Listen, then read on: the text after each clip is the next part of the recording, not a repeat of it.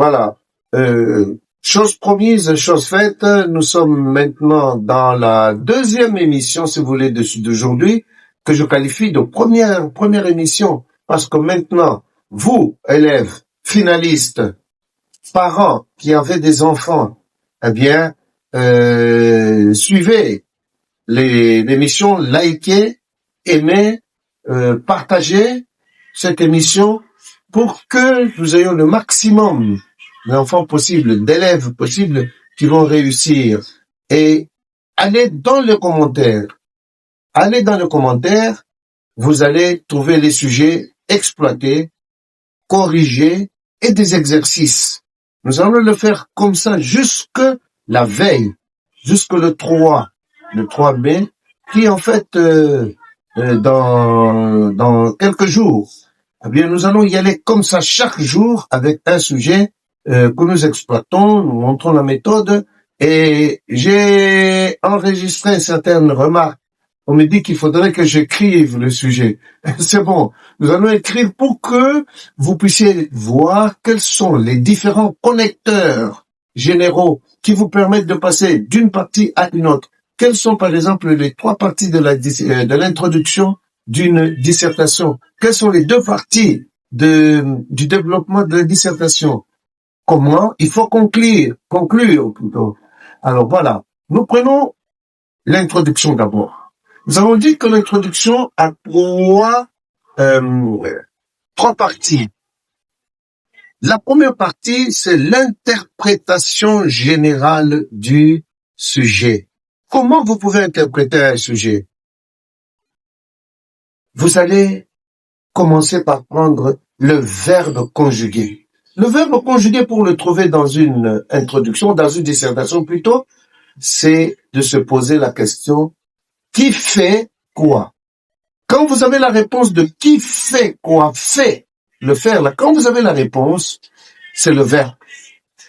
Le verbe qui est conjugué à un mode personnel. Quand vous vous posez la question « qui fait quoi ?» fait là-bas, qui fait? La réponse à ce qui fait là, qui fait quoi? Par exemple, je dis je suis l'émission réussir aux examens d'État. Vous vous posez la question qui fait quoi? Qui fait quoi? Fait quoi? Ah, suis, je suis, suivre. Ah, suivre. Je mets de côté. Je trouvais le premier mot clé, qui est la base, la fondation. Regardez votre maison dans laquelle vous vous trouvez. Vous ne pouviez pas habiter cette maison, autrement elle se serait écroulée. S'il n'y avait pas de sous-bastion, s'il n'y avait pas de fondation. Donc, votre sujet que l'on vous donne à disserter est basé sur les verbes conjugués là. Je suis l'émission comment réussir aux examens d'État par MK. Vous trouvez le verbe conjugué. Vous venez à la même question que vous avez posée. Qui fait quoi? Qui? C'est le sujet de ce verbe-là. Vous le mettez à côté. Vous écrivez sur votre brouillon. Mettez qui fait quoi? Je, c'est je. Ah, je crie je. Et puis, je viens, fait quoi? Ah, complément. Quoi? Alors, le complément s'accompagne avec le verbe là. Nous avons le sujet, nous avons le verbe conjugué et nous avons le complément. Ok? Je dis, j'étudie en classe. C'est un exemple. Qui fait quoi? Je vais trouver tous les mots-clés. Je, c'est le sujet. Fait, étudie. Quoi? Où maintenant? Pourquoi? C'est un complément qui vient après le verbe. Ça complète le verbe. Donc, en classe, où j'étudie la mathématique. J'étudie l'électricité. Je, sujet, étudie, verbe, donc la base. Et quoi? L'électricité. C'est un exemple, complément. Je vais prendre ces mots que je viens de trouver, je leur donne une signification, un sens. Ce serait bon que je donne 2 ou 3 sens. Donc, vous n'allez pas au dictionnaire, aller chercher. Non.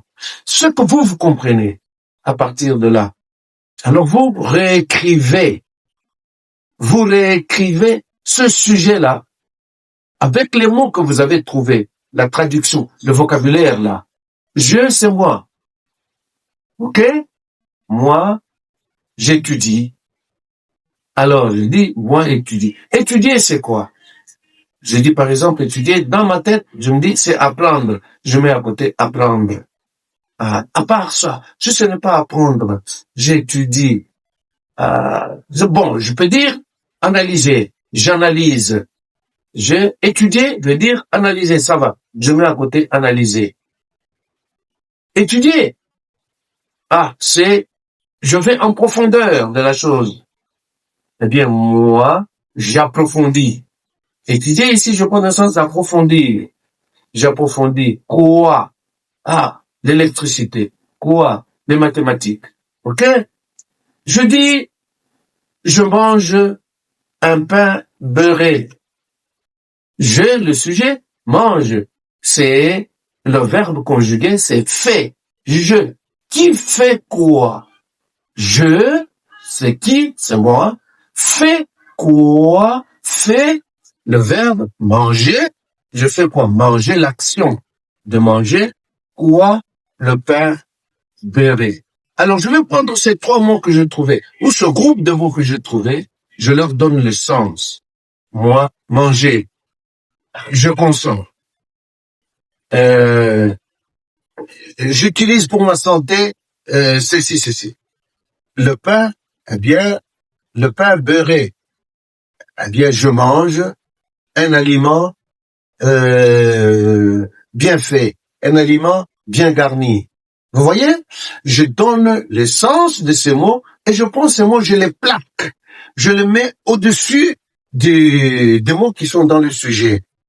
J'ai interprété le sujet de la dissertation. Je l'ai dit autrement. Alors, une fois que je dis ça c'est la conception, la compréhension générale. Je vais poser la problématique. OK? Moi, je consomme des aliments nourrissants. C'est ce qu'on dit. Je vais poser la question. Est-ce que, pour être en bonne santé, je dois nécessairement consommer des aliments que l'on prétend être nourrissants? Maintenant, je reviens à mon sujet de dissertation. Nous prendrons des sujets beaucoup plus concrets, beaucoup plus pesants. Alors, je prends mon sujet de dissertation. En dessous du sujet, cher élève, en dessous du sujet, on met une consigne. La consigne, ce sont les petits mots que vous allez trouver. On dit développer, apprécier, juger, commenter, expliquer. Il y a des petits mots comme ça. Nous allons y arriver. Nous allons expliquer ces petits mots-là. Comment, quand on vous dit dans le sujet, expliquer. Alors, vous allez venir à la troisième partie de la dissertation et vous dites, voilà ce que pense l'auteur, ou bien voilà ce que l'auteur a voulu dire. Maintenant, vous dites, c'est ce que nous allons expliquer, ou c'est ce qui sera expliqué quand on vous a dit dans la consigne, expliquez ce sujet. Si on vous a dit développer, vous vous dites, c'est ce que nous allons développer. Quand on vous a dit commenter, vous vous dites, c'est ce que nous allons commenter dans notre développement. Nous y reviendrons. Voilà un peu les trois parties de l'introduction. Je vous remercie. Je ne peux pas aller avec le tout brusquement. Nous allons y revenir, Dieu voulant, le matin. Nous y revenons. Je vous en prie, branchez-vous, restez avec moi, allez sur le commentaire, appuyez pour aller dans le groupe WhatsApp, le groupe Réussir aux examens d'État avec MK. Eh bien, en dehors de ça, aimez, partagez l'émission, ne restez pas seul. Partagez l'émission pour que vous puissiez aussi entre vous discuter de ceci, savoir comment il faut écrire. Partagez, aimez l'émission et commentez. Je vous en prie, bonne réussite d'avance, mais ce n'est pas encore fait. Nous y allons petit à petit jusque le 3 mai 2026, le dimanche 3 mai 2026. Le lundi matin, je vais vous rappeler seulement le lundi de 4, le jour de l'examen, je vais vous rappeler ce qu'il faut faire. Et puis, nous prendrons la grille de réponse pour voir comment vous devez remplir cette grille de réponse. Comment vous allez écrire vos 14 chiffres. Comment vous allez écrire votre numéro matricule. Comment vous allez détecter votre centre dans lequel vous irez passer les examens d'État. Comment vous allez... Eh bien, tout ça, nous allons en parler dans cette émission. Abonnez-vous, ne négligez rien. Merci.